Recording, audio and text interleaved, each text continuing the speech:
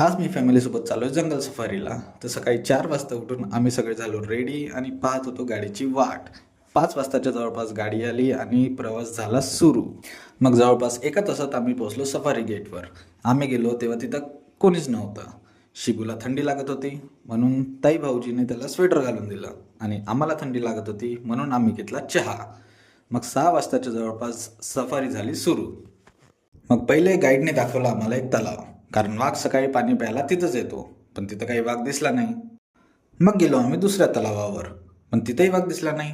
असं वाटत होतं आज वाघाला पाणी प्यायचं मूडच नाही. 3 घंटे फिरून पण वाघ दिसला नाही, पण सूर्य नक्की दिसला. आणि उन्हात फिरून मला झोप पण लागत होती. पण तेव्हाच आमच्या गाईडला आला फोन आणि त्यानं दिली आम्हाला खुशखबरी का वाघ कुठंतरी दिसला. मग आमच्या ड्रायव्हरनं आमची गाडी जे पळवली, असं वाटत होतं आज तर वाघ नक्की दिसणारच. पण तेव्हाच एक गाडी समोरून आली. आम्ही त्यांनी विचारलं वाघ दिसला, तर त्यांनी सांगितलं हो दिसला, पण आता तो परत गेला. निराश चेहरे घेऊन आम्ही आलो बाहेर आणि खाल्ले पोहे. भेटूया पुढच्या ब्लॉगमध्ये.